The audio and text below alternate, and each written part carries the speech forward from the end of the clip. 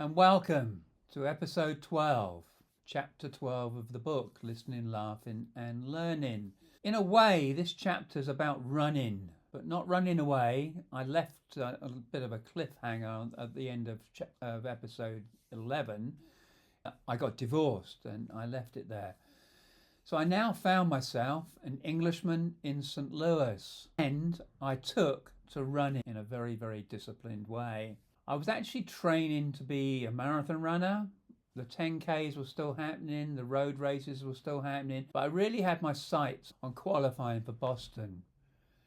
It's 1986, I'm in my early 30s. I'm really in that third phase of life when you're maturing and starting to master things. And for me, besides my career and selling, it really was about running. I had a fabulous running partner. Her name was Lynn DeNinno. She was slightly faster than me, but that didn't bother me because there was something quite nice about running behind her, to be honest. We used to meet up on Temple and Olive and go for a 10-mile run every morning before I went to work. That was the discipline. So if there's a lesson in this, discipline is key. My girlfriend at this time was a woman called Sandy, and unfortunately she was quite volatile. Her best friend from school was a girl called Patty, who was actually married to Jimmy Connors, the big tennis player at the time. And we went up to Chicago one weekend and had a fantastic time in Chicago. Only time I've ever been seasick in my life is on a boat on Lake Michigan. Just one of those little vague memories. The volatility was always there though, and unfortunately a few years later Sandy would actually shoot herself. If you want to read more about that, you can pick up the book. So the daily discipline. If you're going to be good at something, you have to have a daily discipline.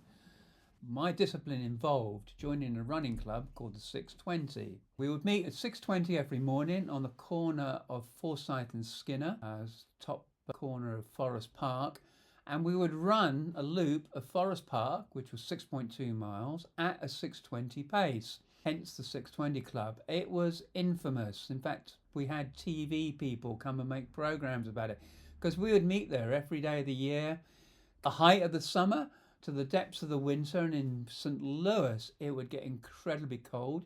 You'd have to wear thermal underwear to protect your crown jewels.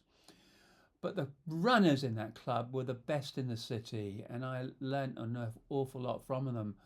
In fact, one of them was an academic at Washington University studying plate tectonics of all things, and I can remember running around at this healthy trot around Forest Park and him telling me all about plate tectonics and how the Earth's crust is constantly moving. It was wonderful, wonderful times. Funny thing about Forest Park, the World's Fair was held there in 1904. And the World's Fair had some Aboriginal tribes. I think they might have been from South America. So these articles started appearing in the newspaper, the St. Louis Post-Dispatch, which was actually run by Joseph Pulitzer of the Pulitzer Prize. All the local dogs were disappearing because they were going out on the hunt at the night.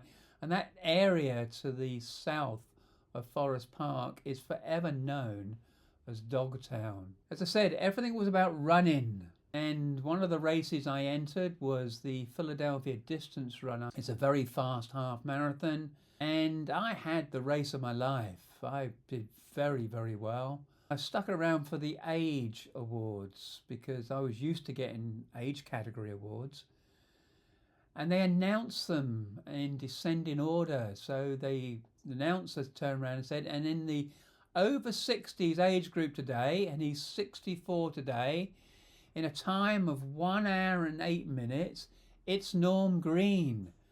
And I walked away, spluttering to myself, I can't believe it. I was 32.